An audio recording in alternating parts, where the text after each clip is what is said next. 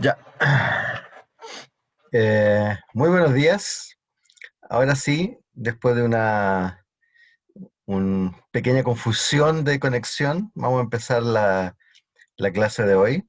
Eh, Como pueden ver, eh, eh,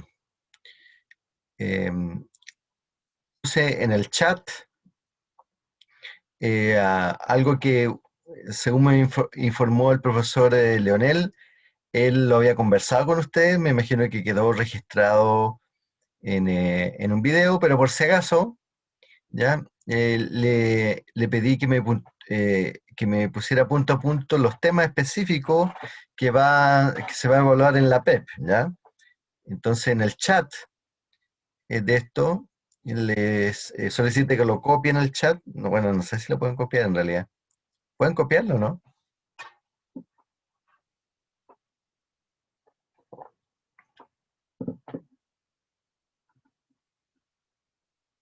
Ya, tomar eso como un sí.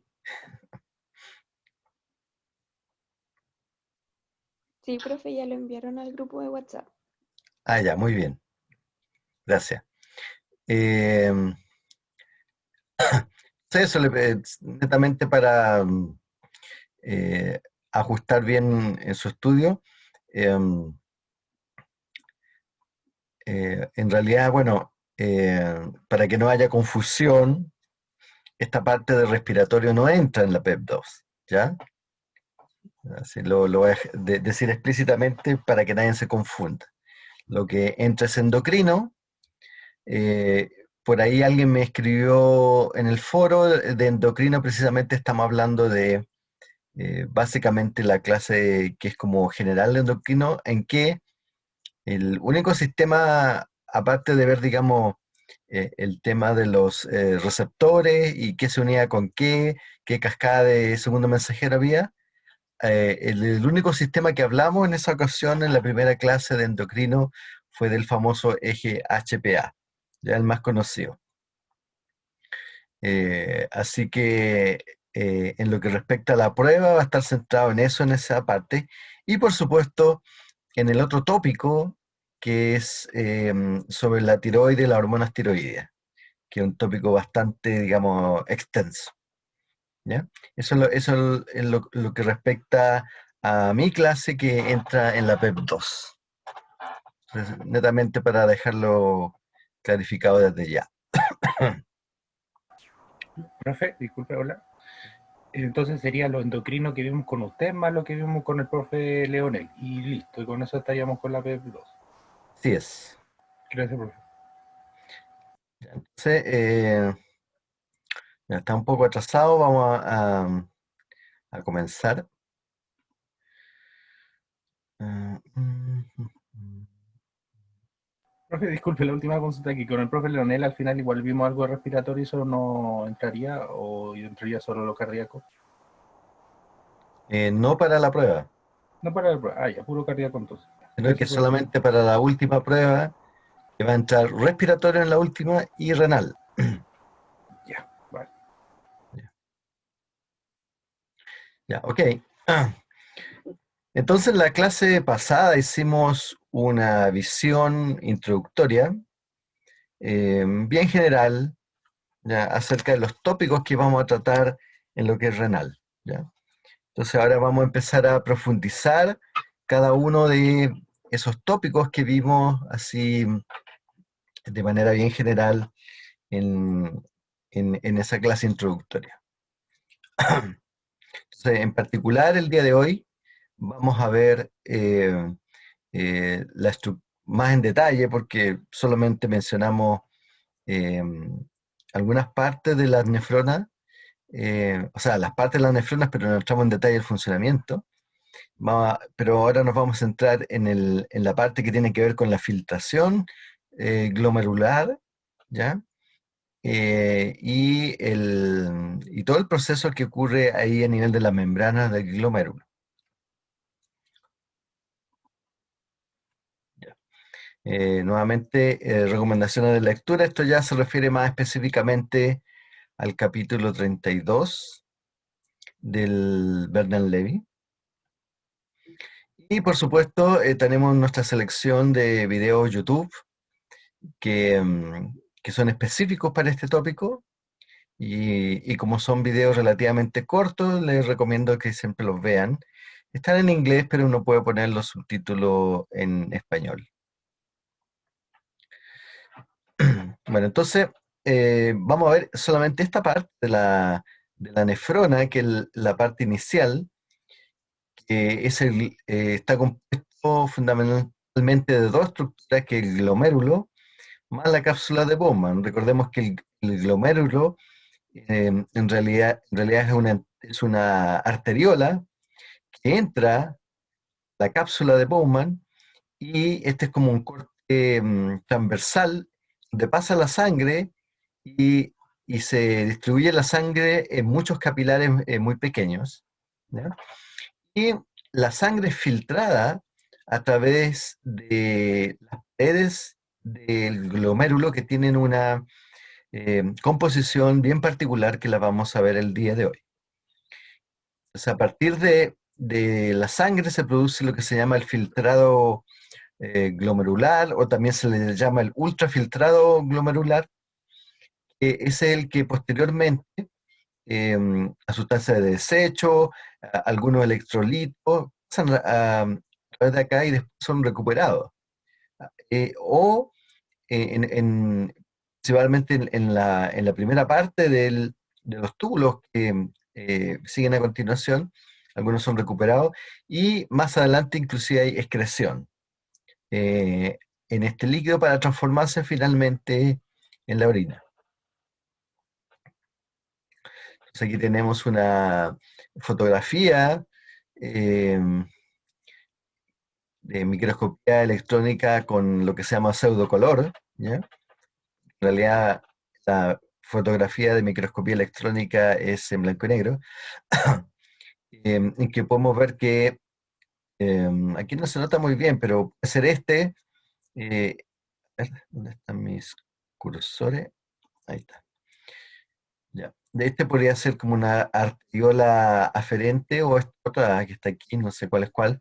eh, Podría ser la grande, que llegue, se bifurca en esta maraña, en este como especie de ovillo de lana de capilares de, en el glomérulo.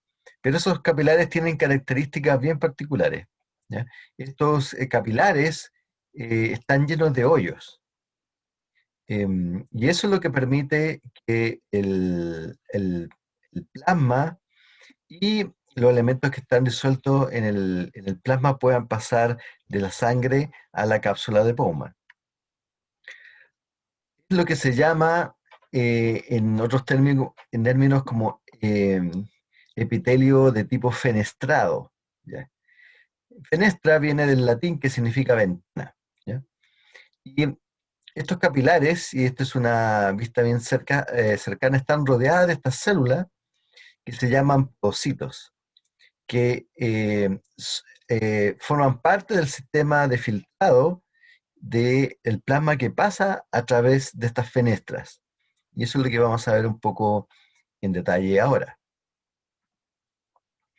Aquí está nuevamente una microscopía electrónica en pseudocolor.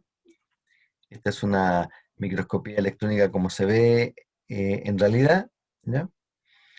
Esto es como se vería, como dice aquí la leyenda, es como uno lo vería desde la cápsula de Bowman, el capilar cubierto de estos pocitos, y que tiene múltiples bifurcaciones aquí, que vamos a ver en detalle la composición. Entonces acá la estructura de los pocitos, que se tienen como especie de manos por sobre los capilares, genera estas hendiduras, ¿ya? Que son las hendiduras donde ocurre el filtrado. Recordemos, y lo vamos a ver en un esquema más adelante, que por abajo de esta estructura que está siendo envuelta por el podocito, este capilar, los capilares tienen hoyos, y a través de esos hoyos pasa el plasma, pero tiene que pasar por estas zonas que son las hendiduras, la cual tiene una cierta composición que determina un filtrado selectivo del plasma. Ahora, esta es una mirada, sino metiéndonos adentro del capilar, ¿ya? Obviamente de aquí no se ven los podocitos, pero aquí pueden ver las fenestras, son estas perforaciones que tiene el capilar. Como pueden imaginarse, si lo comparamos con la fotografía anterior, no todas esas fenestras están expuestas hacia la cápsula de Bowman, porque ahí están los cuerpos de los pocitos, o las prolongaciones, perdón, de los pocitos, están acá, y solamente aquellas fenestras que pasan por estas zonas llamadas hendiduras, tienen la opción de que el filtrado de que sale por ahí pase efectivamente de esa zona hacia la cápsula de Bowman, ¿ya? Aquí tienen que hacer un poco de imaginería 3D, ¿ya? Ahora, ¿qué tan grandes son esos orificios? Son eh, orificios bastante pequeños, eh, que, bueno, aquí está puesto en Armstrong, 700 Armstrong. Eso es como, si lo redondeamos a 1000 Armstrong, sería como 0.01 micras, más o menos, ¿ya? Entonces son bastante pequeños. Y esto sería como un corte transversal, ¿ya? De, del glomérulo de la zona del capilar. Y aquí pueden ver dónde están las flechas, precisamente em, esta zona de pequeños, de pequeñas fenestraciones, de pequeñas ventanas que hacen que el plasma pueda salir aquí del capilar hacia la zona, y aquí arriba está montado sobre esto está el pocito. Ahora, resulta que esta estructura de filtrado o de poros muy pequeños trata de ser imitado por las máquinas de diálisis, ¿ya? Entonces aquí tienen las máquinas de diálisis son principalmente una estructura que es una membrana de diálisis, que es en la parte como fundamental, por donde puede circular eh, sangre, ¿ya? Entonces, la sangre tiene que, en realidad, no pasa totalmente, este esquema no es muy preciso ya, em, no pasa, digamos, todo de una vez, sino que es con una membrana que está, lo que hace exponer la sangre, y esa membrana tiene muchos como túbulos como este, donde pasa la sangre. Si se fijan acá en la parte exterior de este túbulo, tiene porosidades. Y eso sería como el equivalente a las fenestras de, em, del, eh, que están presentes en los capilares del glomérulo. Ahora, hay una gran diferencia, y por eso hice hincapié hace unos minutos acerca del tamaño. Entonces aquí, a ver, ¿dónde está? Aquí dice el dato, son de alrededor de si redondeamos a 1000, son como 0,1 micra, o si lo quieren en nanómetros, son como 100 nanómetros, ¿ya? De diámetro. Pero si ustedes se fijan acá, si utilizamos esta escala que hay acá, que son 100 micras, eh, ya dijimos que era 0,1 micra más o menos el tamaño de la fenestra, y eh, si eso fuera, esa raya que hay ahí son 100 micras, no sé, 10 micras es un pedacito súper chico, que sería más o menos hacia el ojo. Si se ven por aquí, como que cada poro, a ver, voy a sacar mi cámara que a mí me molesta aquí, ya. Cada uno de esos poros que hay por ahí, así a ojo utilizando esta escala, son como 10 micras, ¿ya? Más o menos. Y eso ya es 10 veces más grande que lo que habíamos visto de las fenestras. Entonces, ¿por qué no se hace más chico? Seguramente, y aquí estoy especulando, que si se hace más chico el poro, la presión que tiene que aguantar este filtro es más grande, y es muy probable que por ser un material poroso a su vez, se puedan producir desprendimientos de esto, y entra al plasma trozos de esta membrana, ¿ya? Así que trato de imaginarme la razón técnica, ya no, acá no fabricamos estas cosas, así que no tengo a quién preguntarle, pero me imagino el, eh, que la razón técnica porque el poro no se aproxima al tamaño de un poro real de una fenestra tiene que ver un poco con la integridad de esta membrana, ¿ya? Porque recordemos que aquí está la presión arterial de por medio y puesta en el contexto de nanoescala como esto, son presiones bastante grandes. Entonces, yo creo que desde el punto de vista técnico, el someter a estas estructuras a esas presiones tan grandes puede generar un poco de inestabilidad estructural y se pueden desprender trozos de esto. Así que, en realidad, eh, la, estos hoyos son bastante grandes comparados con nuestro riñón. Ahora, eso genera ciertos problemas para la gente que conoce personas que se dializan, ¿ya? El problema principal de este tipo de poros tan grandes es que hay la chance de que por ahí se meta uno que otro glóbulo rojo, ¿ya? Y eso genera una cierta, hemólisis, ¿ya? De hecho, hay algunas personas que tienen exceso de coagulación sanguínea, por ejemplo, eh, se le, se le inyecta heparina, que es un anticoagulante. Ahora, el, durante mucho tiempo, y bueno, yo creo que si ustedes conversan con alguien que se dializa, hay algunas em, eh, centros de diálisis que usan el criterio que yo llamo criterio de la vulcanización. ¿Ya? ¿Qué significa esto? Que cuando la gente se dializa, le echan heparina, ¿ya? Heparina que obviamente no queda en la máquina, sino que se pasa al organismo también. Y eso es para hacer durar más el filtro, ¿ya? Ahora, eso no sé, no es, puede ser medio inocuo, pero si una persona, por ejemplo, tiene una frecuencia de diálisis más o menos alta, es decir, habitualmente la gente que tiene frecuencia alta de diálisis día por medio, ¿ya? No es todos los días, pero es día por medio, cuando ya hay falla renal total. Eso, ¿qué pasa si esa persona, el día que no tiene diálisis, tiene algún problema, alguna herida, por ejemplo? ¿Ya? Se corta por ahí. Bueno, resulta que todavía va a tener heparina circulante, ¿ya? Así que no sería muy bueno que esta heparina al estilo vulcanización, digamos, que se le echó en el centro de diálisis para limpiar el filtro y que dure más, eh, ande circulando por ahí, ¿ya? Así que eh, eso es una práctica que no es muy buena en realidad desde el punto de vista fisiológico, ¿ya? Pero yo he sabido de que algunos centros de diálisis lo han hecho.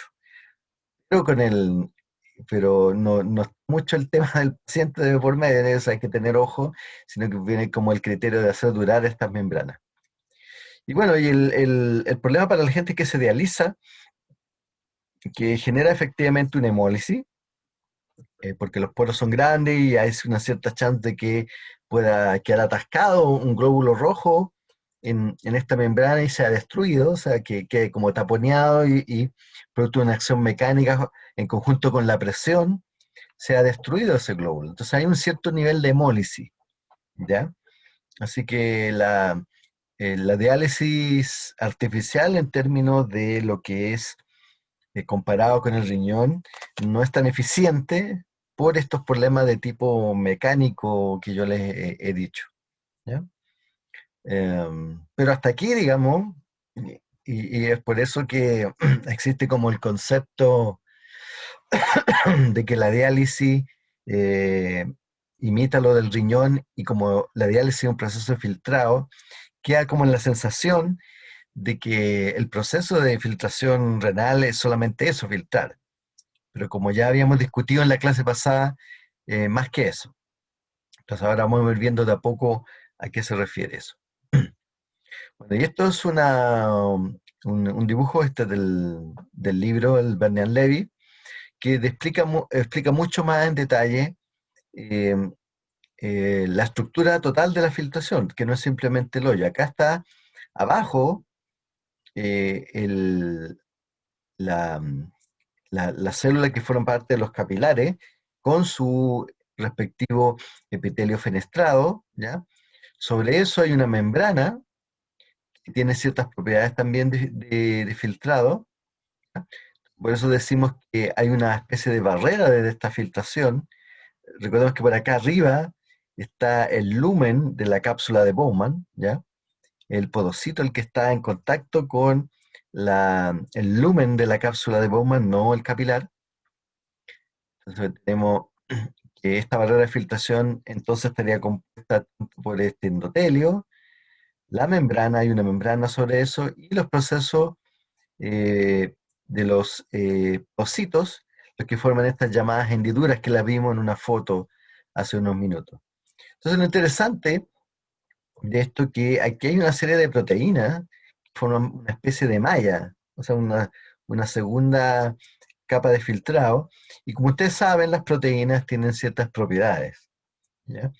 Ciertas propiedades en general las proteínas tienden a tener carga positiva, pero negativa, ¿ya? Eso ya lo habíamos discutido cuando habíamos visto el sistema nervioso y vimos por qué hay carga negativa al interior de las células, y eso principalmente se debe a que las proteínas en general generan una carga negativa.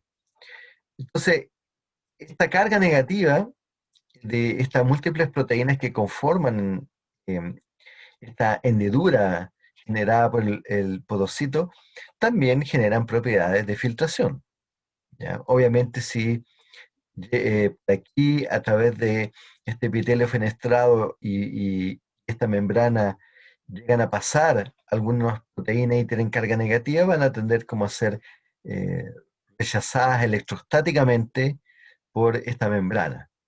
Así que em, este conjunto, esta rejilla de proteínas que hay acá, tiene una función también en la filtración del plasma o de este ultrafiltrado en realidad que, que viene desde el capilar hacia la cápsula de Bowman. Bueno, y hay algunas enfermedades que afectan a distintas partes del glomérulo y que generan algunas condiciones. Eso ya habíamos mencionado en la clase pasada, pero por ejemplo, la proteinuria, que es que a través de todo este sistema puedan pasar membrana, o sea, perdón, puedan pasar proteínas, em, eh, se debe a ciertas afecciones que afectan todo este sistema de filtración. Entonces, por ejemplo, si hay algunas mutaciones de genes, ¿ya? Eh, de estos genes que están mencionados aquí, que son las proteínas que forman esta membrana o este diafragma, como dice en el texto, si hay alguna mutación en eso puede afectar las propiedades de filtrado de esta membrana, ¿ya? De esta malla que hay acá, y eso puede permitir que pase proteína, y esa condición se llama proteinuria, que puede eh, ser parte de este síndrome nefrótico, ¿ya? Pueden haber varias causas que produzcan este síndrome nefrótico, ya por eso se llama síndrome y no enfermedad nefrótica, digamos, es como una característica general. Y la proteinuria se debe a las modificaciones que hay en esta membrana de filtrado, y muchas de ellas tienen que ver, por ejemplo, con mutaciones en esas proteínas, ¿ya? Alguna de las mutaciones de esas proteínas puede generar esta situación de proteinuria, es decir, que pasa proteína que no debería pasar en condiciones normales hacia la cápsula de Bowman. Algunas características de este síndrome nefrótico, esto, bueno, en curso de fisiología, pero también hagamos algunos comentarios de tipo clínico, ¿ya? Y algunas características son que puede haber una hinchazón grave, ¿ya? Un edema, ¿ya? Eh, a nivel clínico, puede haber un aumento de peso debido a la retención de líquido, ¿ya? Cambian las propiedades osmóticas del plasma con esto, y también orina con espuma, porque recordemos que para que se genere espuma, o sea, si ustedes quieren tomarse un buen capuchino, por ejemplo, café capuchino, la espuma que se genera es producto de las proteínas que están presentes en la leche. De la misma manera, si hay espuma en la orina, es un indicador de que hay un síndrome nefrótico, que están pasando proteínas del plasma hacia la orina. Otra parte que es importante, que no la vamos a tratar en esta clase, sino en una clase más adelante, tiene que ver con otras estructuras que están presentes en el glomérulo, particularmente uno que se llama el aparato glomerular, que yuxta quiere decir al lado de, que se compone de varias proteínas bien particulares, como son la mácula densa, aquí estas células que se llaman la mácula densa, células mesangiales extraglomerulares que están con la sigla CME. Aquí ubiquemos un poco, esta es la arteriola aferente, esta es la arteriola eferente, este es un corte transversal, y estos son los distintos tipos de capilares que hay acá. Y principalmente, la función, o una de las funciones que tiene este sistema o aparato eh, eh, glomerular, tiene que ver con producción de hormonas, ¿ya? De renina, angiotensina, y que eso tiene que ver con la regulación de la presión arterial, que es un tópico que lo vamos a ver en una siguiente clase, ¿ya? Pero aquí solamente estamos presentando esto como otra parte más del componente de los glomérulos, que va a ser importante en una siguiente clase. Entonces, vamos a ver un poco más en detalle este proceso de generación de este filtrado glomerular, ¿ya? Que también se le llama ultrafiltrado plasmático. Y la característica principal es que carece de elementos celulares y básicamente carece de proteína o tiene muy pocas proteínas, ¿ya? Y que cuando tenemos un exceso de proteínas o hay presencia de elementos celulares como una tinción roja de la orina que implica que hay cierta destrucción de glóbulos rojos, significan ambas condiciones, una hematuria, perdón, eh, ambas condiciones implica que hay una cierta malfunción del proceso, el proceso de filtrado. Así que en general no pasan o pasan muy pocas proteínas, ¿ya?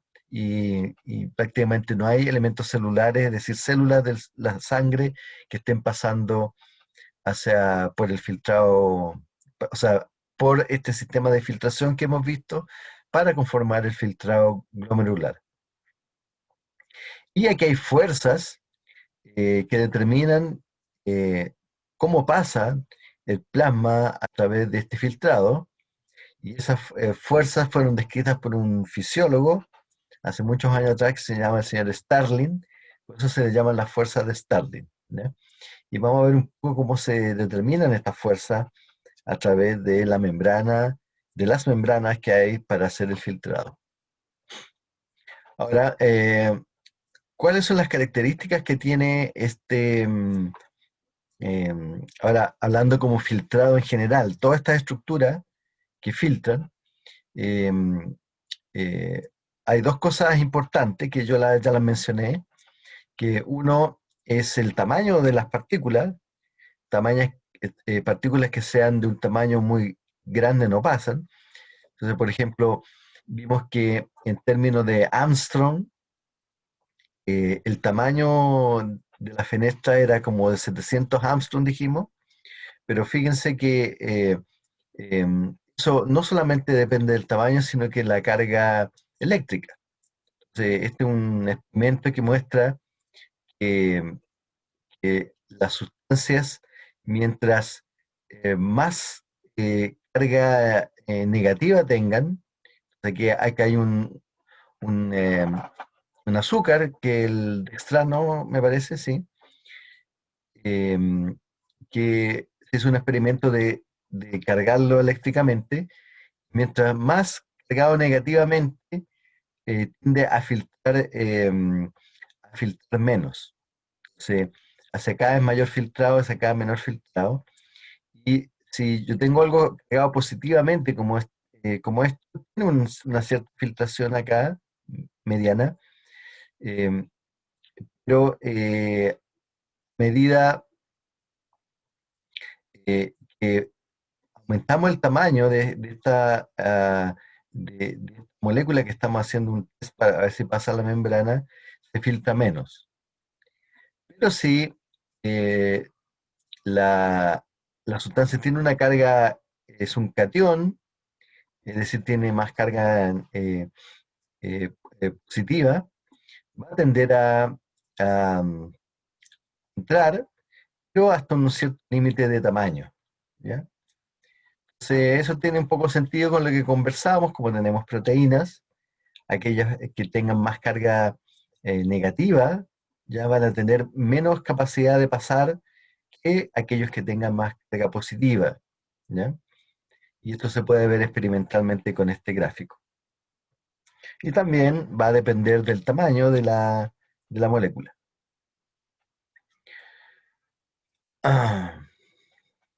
Y bueno, dependiendo también de la naturaleza de la molécula, em,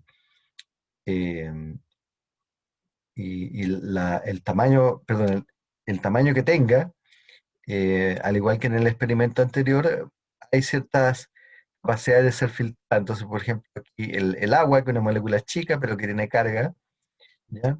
Peso molecular 18, en general tiene una alta filtrabilidad, lo mismo que el sodio, la glucosa también, de a pasar a través de eso, pero hay mecanismos para capturar la glucosa.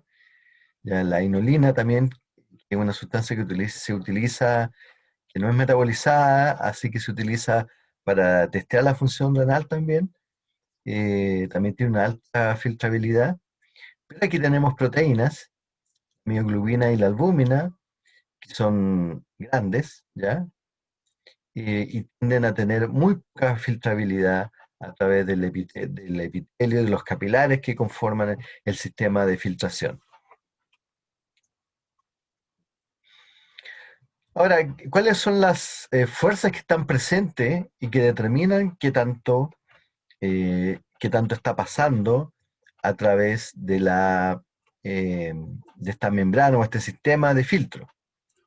Entonces, esta es una caricatura que muestra que, digamos, aquí no está señalizado, pero aquí debería haber una flecha, digamos, la arteriola aferente, que es por donde llega la sangre, y una flecha acá por donde sale, que sería la arteriola eferente. Y hay varias fuerzas que están involucradas acá, ¿ya? El, eh, por un lado está la presión eh, eh, glomerular, que digamos sería la presión sanguínea, ¿ya? Que está empujando acá al plasma a pasar la membrana, esta sería la membrana. Por otro lado está la presión osmótica, es la presión de los solventes, y que por osmosis trata de retener el solvente, o sea, perdón, de los solutos, que tratan de retener el solvente, evitar que se vaya de ahí, ¿ya? Por eso que está con la flecha en el sentido negativo. Y también hay una presión, producto de que están pasando sustancias acá, se empieza a acumular un poco a este otro lado de la membrana en la cápsula de Bowman y ejerce una presión que va en contra, ¿ya? Que es bastante menor que la presión que hay acá. Pero este es un esquema un poco simplificado, o sea, si quisiéramos calcular la filtración neta o el valor de la presión de filtración neta, tendríamos que restar esta, esta presión, que es la presión máxima que está ejerciendo acá, versus estas presiones que se oponen, que son tanto de la cápsula de Bowman que está acá, como esta presión oncótica que está acá. ¿Ya? Eso hace sentido, ¿ya? Pero como queremos ver bien la lógica de esto, vamos a ver un poquito más de detalle. ¿Ya? Entonces aquí tenemos nuevamente una caricatura, acá está dando la sangre, la presión, una cierta presión, modo de simplificación, en vez de graficar todos los capilares, pusimos un solo capilar y con la respectiva membrana acá que genera la filtración, ¿ya? Y después sale acá la arteriola, ¿ya? Eferente. Acá también está la caricatura de la cápsula de Bowman y donde pasa el filtrado.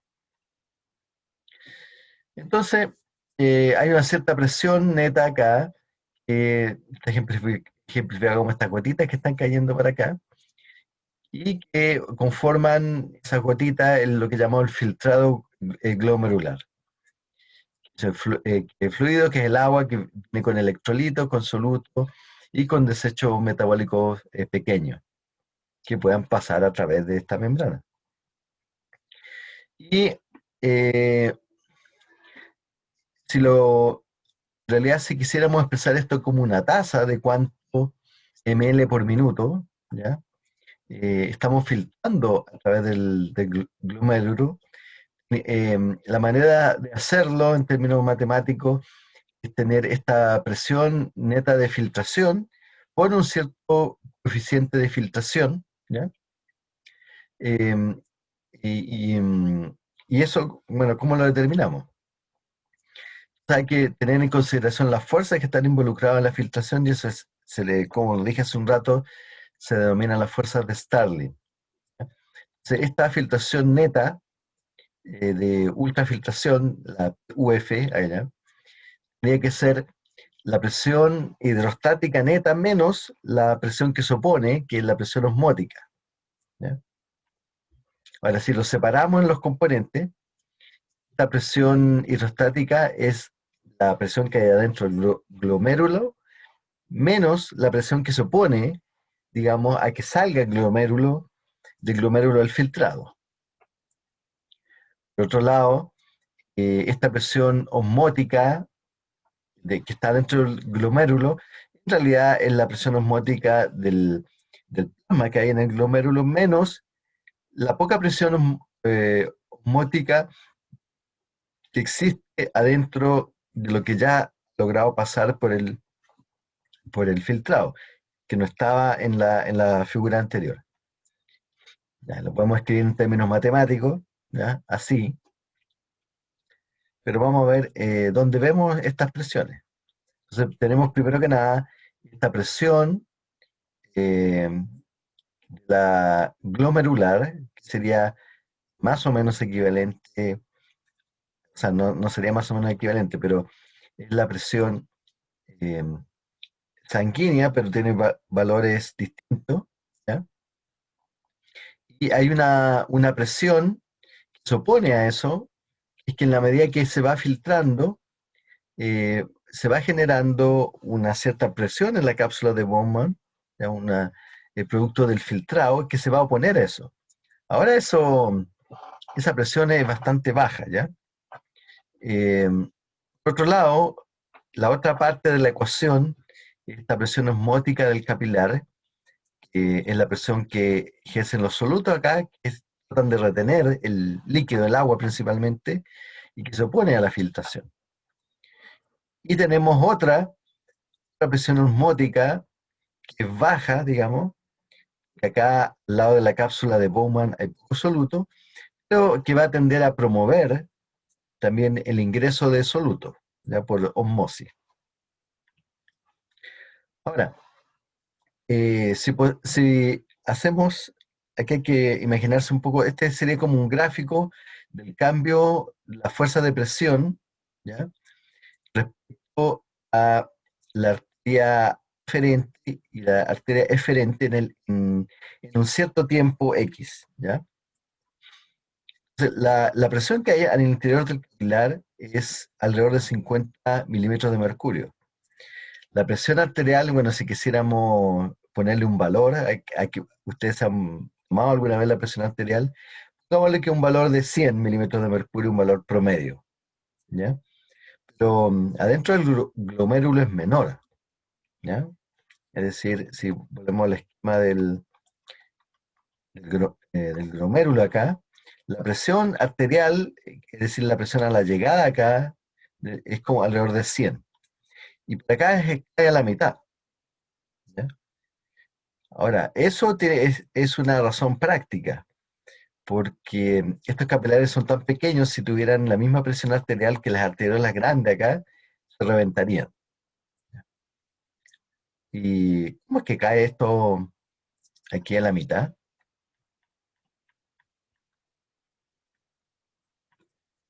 ¿Dónde quedó esto? Ya. Bueno, resulta que la arteriola aferente tiene una cierta musculatura lisa que si se contrae a la entrada del capilar va a generar una caída en la presión. Y eso forma parte del sistema de control de esta presión al interior eh, del glomérulo. De la, y esto puede ser regulado tanto por la contracción de la arteriola eferente, y eso baja la presión. La dilatación obviamente va a aumentar la presión, pero también en la arteriola eferente también hay musculatura lisa y también va a regular la presión que hay al interior del glomérulo. Entonces, en general, nosotros tenemos un sistema que lo vamos a ver más adelante que controla esos valores de presión arterial y, y- y, mm, y lo, eh, y procura mantenerlo del orden de los 50 milímetros de mercurio de manera tal de que se mantenga constante esta filtración. Bueno, ya llegamos a la hora de término de la clase, pero me quedan un par de minutos para terminar de explicar esta diapo. O sea, las dos diapos que me quedan, o tres diapos. Bueno, de la misma manera, entonces, cuando esta presión puede variar, eh, tanto si se contrae o relaja la arteriola aferente, o si se contrae o relaja la arteriola eferente. Así que, en general, podemos considerar que esto es una presión constante y es alrededor de 50 milímetros de mercurio. Pero también hay una presión que se opone, la presión de osmótica al interior de la cápsula de Bowman, que se opone a esto, y que es alrededor de 10 milímetros de mercurio. Entonces, en realidad, tenemos una cierta valor de presiones en esto de alrededor de 40. Ahora, esta presión no es instantánea, ¿ya? Las presiones que se van teniendo acá, porque como aquí estamos partiendo teóricamente de cero, ¿ya? Es decir, de que no hay filtrado, eh, en la medida que vaya pasando filtrado a la cápsula de Bowman, estas presiones van a ir aumentando acá. Y en el caso de la presión osmótica, claro, no tenemos, se va a ir llenando los capilares, se va a ir llenando la cápsula de Bowman y va a ir aumentando esta presión. Ahora, el valor que tiene la presión osmótica alrededor, los capilares, es alrededor de 30, entre 30 y 40 milímetros de mercurio. ¿No? Y resulta que la presión osmótica de lo que ha logrado pasar de filtrado al interior de la cápsula de Bowman, como hay muy pocos solutos, podemos considerarla en términos prácticos del cálculo prácticamente cero, ¿ya? Por eso que en la primera presentación de esta ecuación, por acá atrás, ahí, aquí se despreciaba totalmente el término, ¿ya? ¿Ya? Entonces, acá en esta ecuación, para ser más formales, tenemos que ponerlo, ¿ya? Y es muy cercana a cero porque es poco la cantidad de soluto presente, eh, y una vez que y no se alcanza a acumular porque va a pasar de inmediatamente al resto de los túbulos, al túbulo proximal en este caso, de la nefrona. Entonces, como habíamos mencionado hace un rato, estos valores no son instantáneos, sino que va a haber un cierto tiempo que se estabilizan las presiones al interior del glomérulo. Y bueno, la suma de todas estas presiones medidas como milímetros de mercurio da un resultado de una presión neta de ultrafiltración de alrededor de 10 milímetros de mercurio. Pero esto es en términos de las fuerzas, y en la próxima clase vamos a ver más en detalle la filtración para los distintos elementos que tienen que ver con la sangre, ¿ya? Entonces, esto sería la clase de hoy, jóvenes. Me alcanzó relativamente bien el tiempo a pesar del atraso, ¿ya? Así que nos estaríamos viendo el próximo lunes. ¿Alguna pregunta antes de terminar?